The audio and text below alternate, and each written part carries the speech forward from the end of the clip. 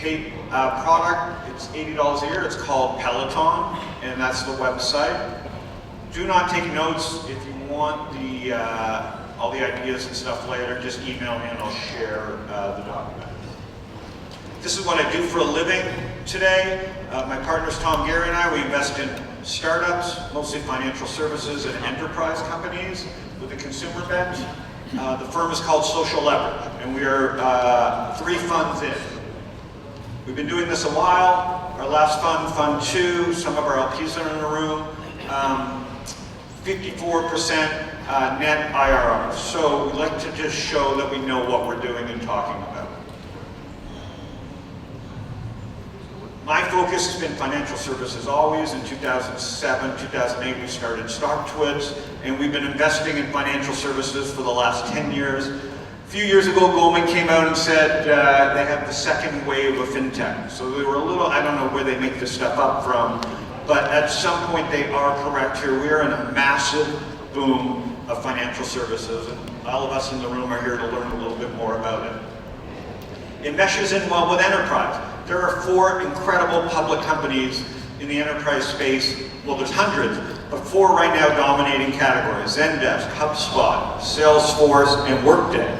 And those companies are going to be buying and building and growing for the next 20, 30 years. And they've just been handed massive tax breaks by the government to invest in software and services. So the enterprise space that I talk about every day and that is all the popular stocks on StockTwits, there's a reason for all this. There is money at the early stage, funds like Social Leverage investing in enterprise startups. And the fintech companies of today, like Robinhood, like Acorns, like StockTwits, we can't staff customer support centers. We use software. And so the financial services industry is going to be a huge boom for the enterprise software industry. So now let's get into the markets. This is old stuff for me, but these are the truths. If you really want to invest well, these are things you just got to live by. Everyone can and should learn to invest. With tools like StockTwits, Robinhood, Acorns, there is no reason not to get your youngster involved in the markets. They are a language that we all can speak. We just have to spend time doing it. Doesn't mean you have to love the markets, but it's a language that you should know. Passive investing, there is no such thing. Don't get into arguments about it, it just doesn't exist. If your friends are calling themselves passive investors, it's fine, but understand that you have an advantage in learning the language of the markets.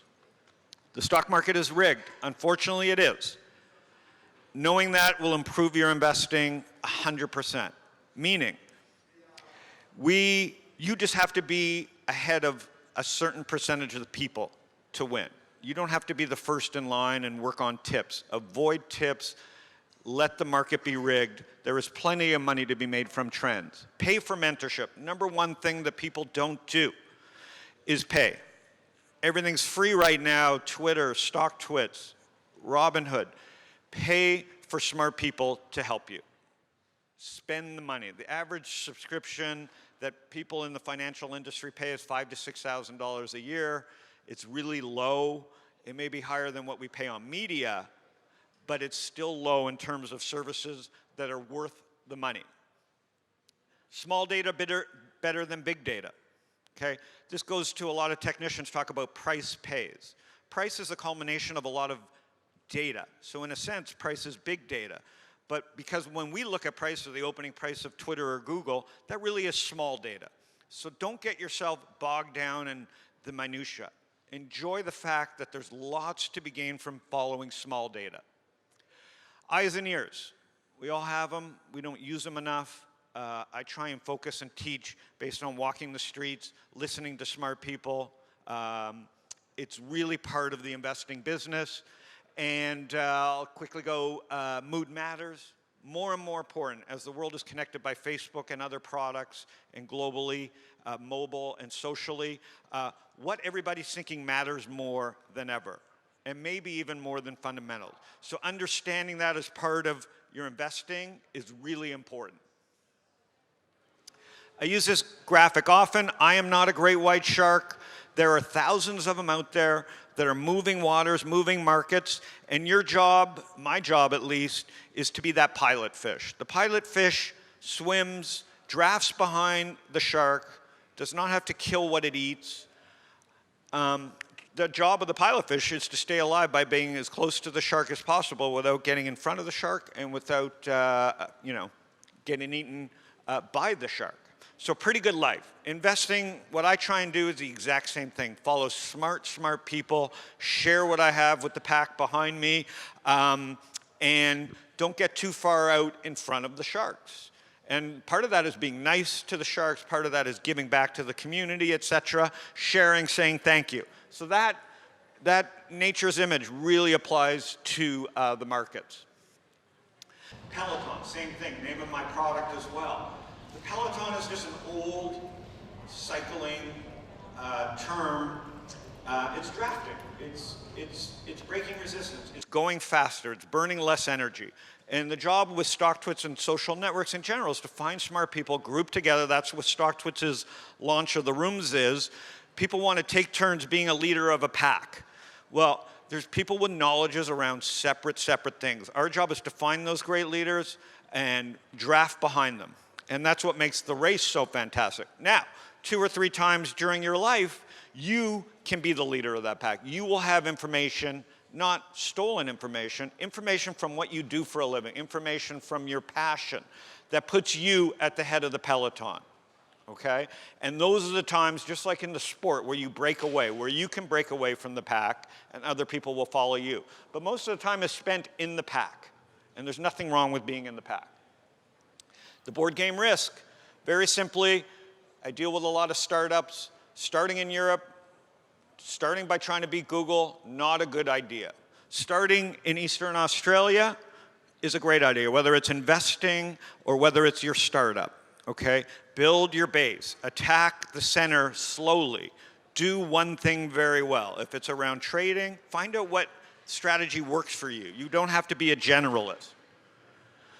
Okay, markets.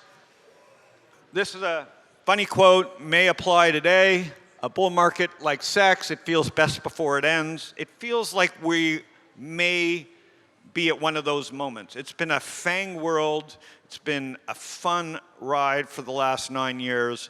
But as Barton Biggs says, it always feels great right before the end. It feels like that for Disney right now. Here's Disney and Netflix.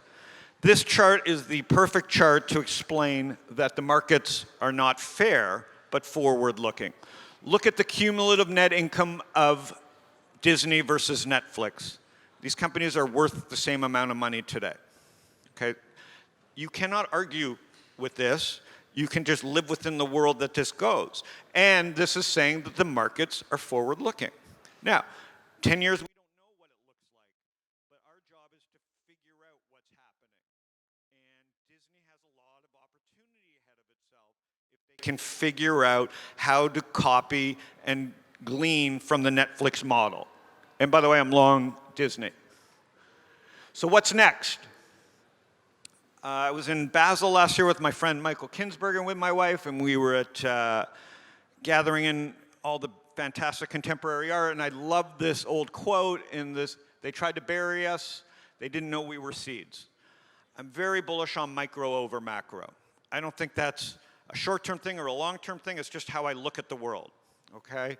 I love owning Apple, Netflix, Google, Amazon, but I like investing in companies that attack them from all angles, from the seed level.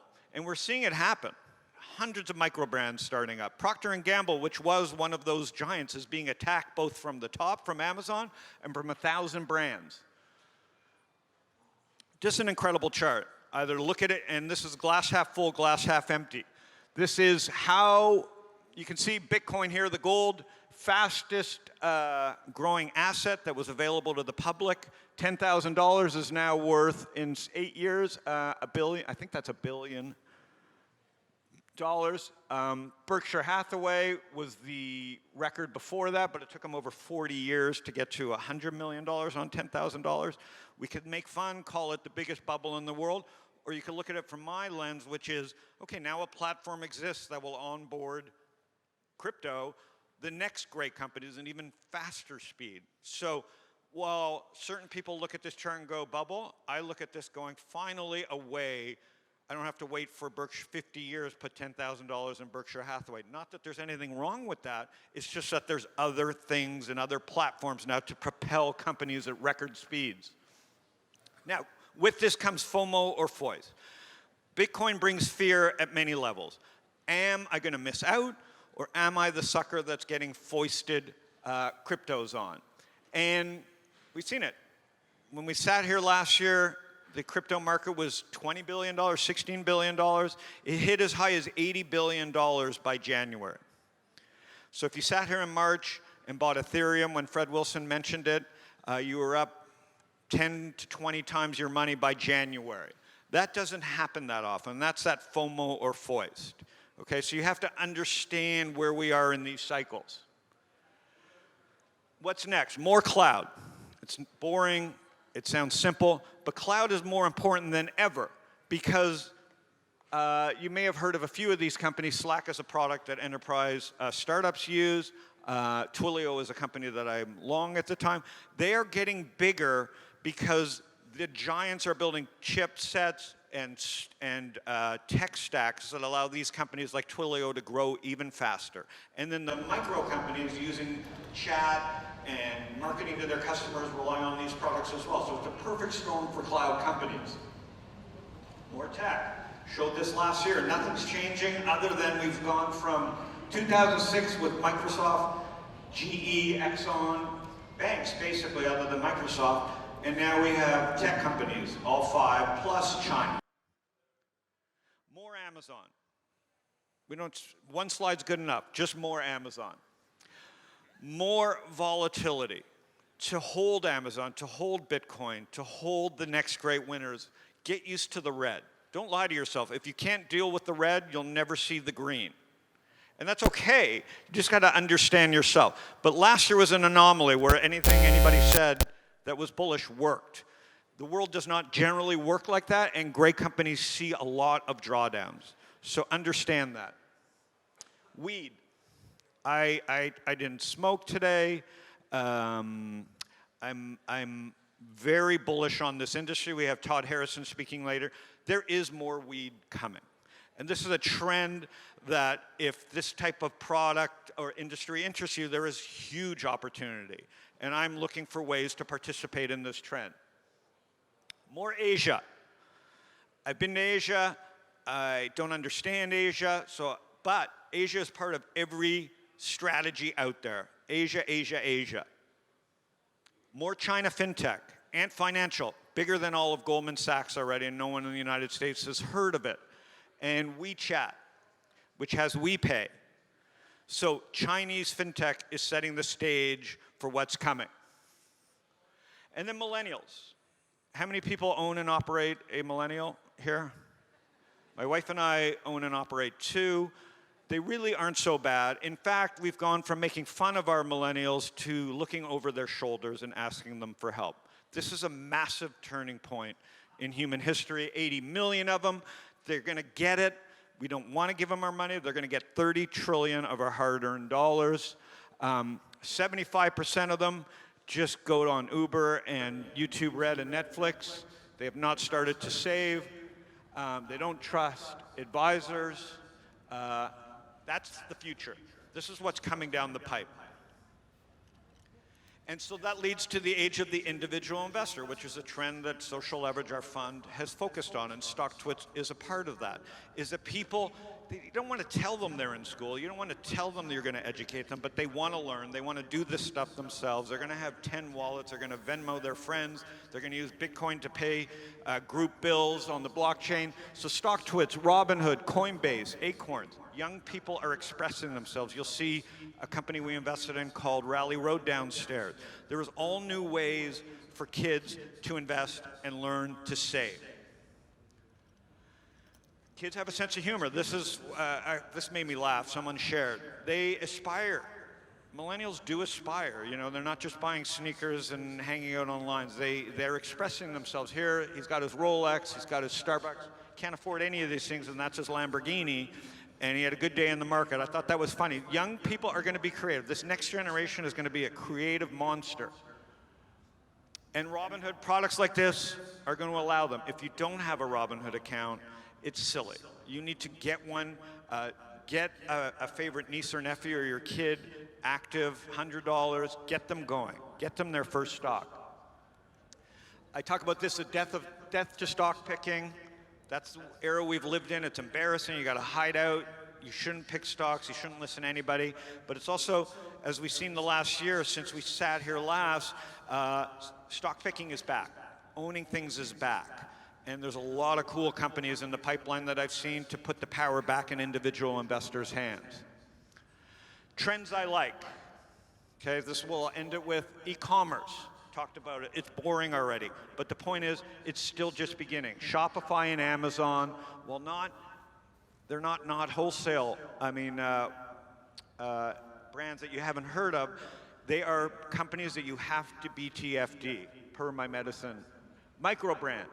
Also very interesting. I'll go micro versus macro. Whether it was Dollar Shave Club, we can make fun of these companies, but other smart youths, millennials, are going to copy the Dollar Shave brand and attack the incumbents. There's going to be thousands of them using Instagram and Snapchat as customer acquisition, not Google ads, not Facebook ads. Financial services, it's not going to be Goldman Sachs, okay? It's going to be Goldman Sachs participating because they're too big to fail. They're also too big to succeed. Meaning, there is thousands of opportunities at a smaller level of financial services, which includes payments, which includes digital assets. As Ian announced that StockTwits is doing, groups. Groups is the future, not just the stream.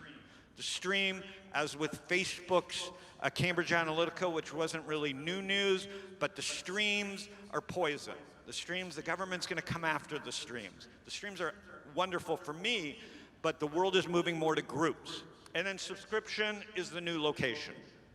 If you're in the investing business, it was always location, location, location. If you're in the stock picking business, it's what's the moat around my subscriptions, okay? And while they tell you that Netflix is running out of subscribers, what they won't tell you is that Netflix has pricing powers, even more so than cigarettes. Robots. I love this joke, not being racist, but these immigrants taking American jobs all look alike. Thought that was funny. These are, I've dropped iRobot, but these are companies that are all part of the robot trend that are fascinating. And then, most importantly, we talked about millennials earlier. There's nothing wrong with the fact that since they're going to be managing your money, that's a career. And it's great to be an investor. I love being an investor. So that is a great business, rather than being an accountant and a lawyer, is to give the next generation the skills to properly invest, save, and deploy capital. And it's a great business.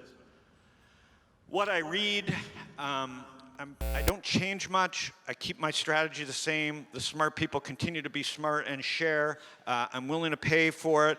Please share your best reading ideas with me. That's what I do. And then most importantly, there is no such thing as information overload, only the filter failure. Meaning, take it all in. There's nothing wrong with spending your day reading. But it's also important to curate, and that is the magic of the platforms that exist today.